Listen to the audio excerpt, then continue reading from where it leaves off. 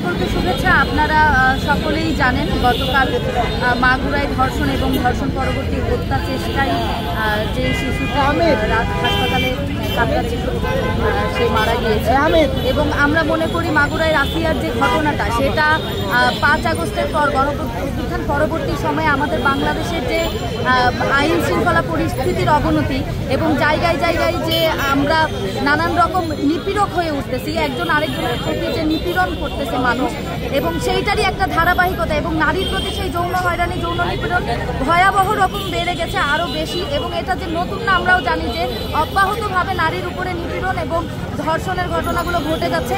আমরা জানি বিচারের যে দীর্ঘসূত্রিতা ঘটে, আমরা জানি আমাদের দেশে আইন আছে কিন্তু সেই আইনের ঠিকঠাক প্রয়োগ নাই, আইনের প্রয়োগের যে দীর্ঘসূত্রিতা আমরা দেখি, আমরা যেই সামাজিক চাপটা দেখি, যিনি ধর্ষণের শিকার হয়েছেন তার উপরেই যে সামাজিক চাপটা দেখি, এই সমস্ত কিছুই কিন্তু আজকে আসিয়ার মৃত্যুর কারণ। শুধুমাত্র আসিয়ার মৃত্যুর কারণকে আমরা এত সরলভাবে বা নিরীহভাবে দেখতে চাই না।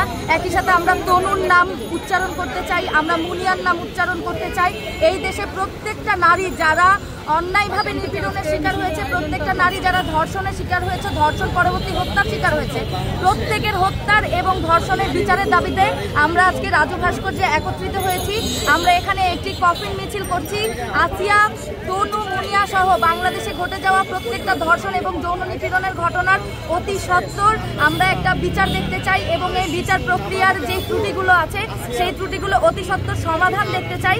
যার জন্য আমরা মনে করি যে এটা আমাদের নৈতিক দায়িত্ব যে আমরা বর্তমান অন্তর্বর্তীকালীন সরকারের যে সীমাবদ্ধতাগুলো রয়েছে, তারা আইন শৃঙ্খলা পরিস্থিতির সাথে পেরে উঠছেন না এবং খুবই দুর্ভাগ্যজনকভাবে উচ্চারণ করতে হচ্ছে তারা নাকি আওয়ামী দোসরদের সাথেও পেরে উঠছেন না।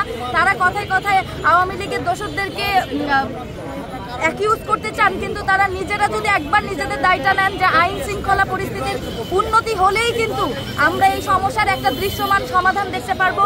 আমরা কিন্তু নিপীড়ন এবং ধর্ষণ এই ঘটনাগুলোর আমরা কমতে থাকা দেখতে পারবো, একেবারে শেষ হয়ে যাবে না, কিন্তু আইন শৃঙ্খলার ঠিকঠাকভাবে কার্য করা খুবই প্রয়োজন, যেটা অন্তর্বর্তীকালীন সরকারকে অতীব গুরুত্বের সাথে সেটা করতে হবে। কারণ আপনাদের মানতে হবে যে বাংলাদেশের অর্ধেক জনগোষ্ঠীর নারী এবং এই অর্ধেক জনগোষ্ঠীর নিরাপত্তা নিশ্চিত না করে, নারী প্রশ্নে আপনার অবস্থানকে পরিষ্কার না করে আপনি এই দেশে কোনোভাবেই জনগণের যে আস্থা সেই আস্থা অর্জন করতে পারবেন না। আইন শৃঙ্খলা বাহিনী কি তারা দায় নিচ্ছে না, এমনটি কি বলছেন? আমি বলতে চাচ্ছি যে অবশ্যই তারা দায় নিচ্ছে না। কেন বলি, এটা খুবই পরিষ্কার।